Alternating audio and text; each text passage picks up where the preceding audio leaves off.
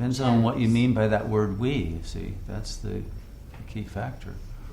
So if you're in the ego, you're not dreaming? If you're in the ego, you're a dreamee. You're dreaming, but you're the victim of a dream. But what if you're a channel, you purify and you become then... Right. So that's the question. The I exists at many different levels. There's the I that creates. Let's take a nighttime dream that you actually have at night. There's the intelligence that creates the dream. There's the you that appears in the dream. And then there's the you that remembers the dream when you wake up. There are 3 different levels of consciousness, right? And the purpose of the dream was to link the you that wakes up with the you that created it. The Atman created it and the ego receives it. And by understanding the you that's in the dream, there's a transformation that can happen that can then bring you into closer connection with the Atman.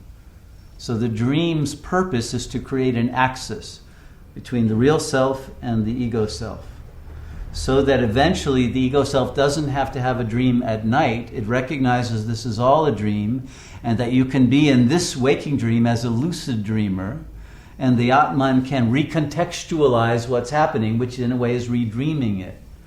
And by seeing it differently, no longer with anger and no longer with all the kinds of pathologies that filter your awareness, you see everything in its most perfect, beautiful form.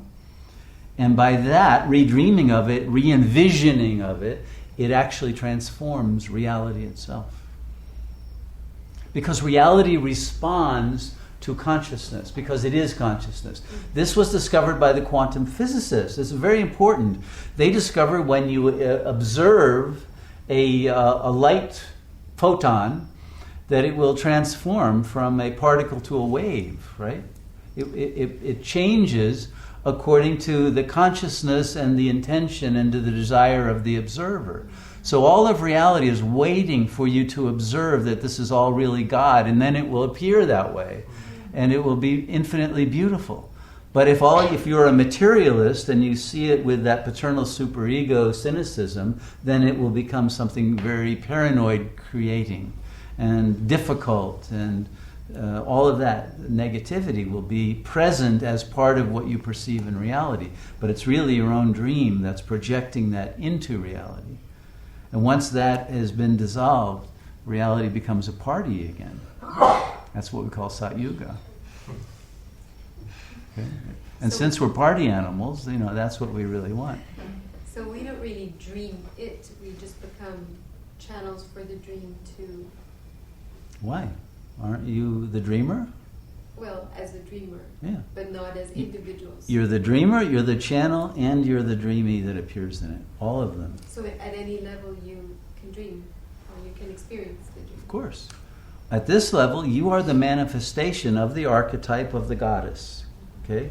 The goddess is that subtle level that is animating your body right now and your life, to the extent that you surrender to that level and not the conditionings of the lower mind with cause and effect and wanting to be loyal to the superego in the past and other people's demands on you. But if you come from that level, you become the goddess here in this plane.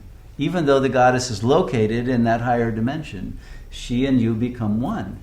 And the goddess is one with Shiva, with the Absolute, with the Tao. And so all of that then gets channeled into your expression of reality here.